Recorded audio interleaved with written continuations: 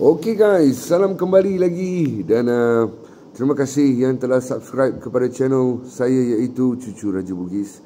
Dan yang belum tu jangan lupa, okay? Don't forget to subscribe to my channel and welcome to my vlog. Okay, hari ini guys, seperti biasa, okay, vlog random aku, okay, adalah kali ini daripada petikan filem P. Ramlee, iaitu filem Doremi. Part ni memang kelakar guys, okay? So, memang aku suka part ni. Okay? So, nak tahu? Kita saksikan.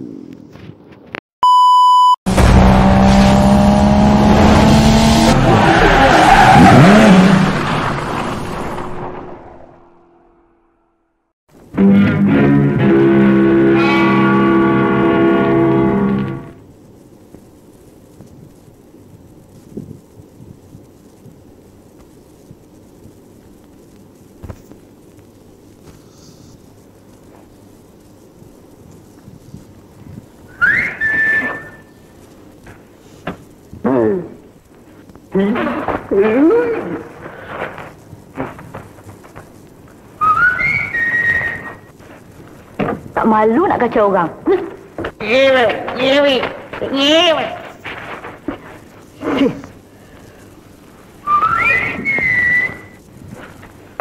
Apa kau nak?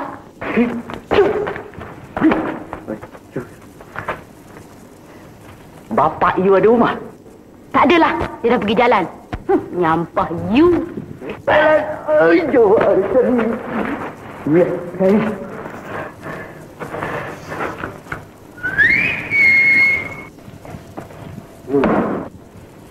Mira.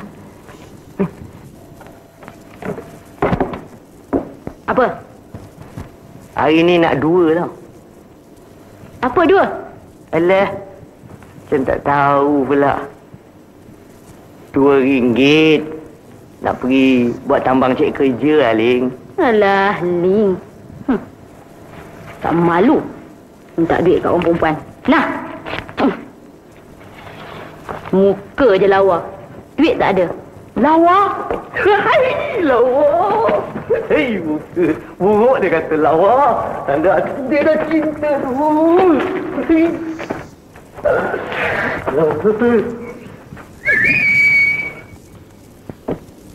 Tata, Ling. Tata. Wah, menengking. Makin kau menengking tu lah makin sok. Menjelina berdesuk dalam hati aku.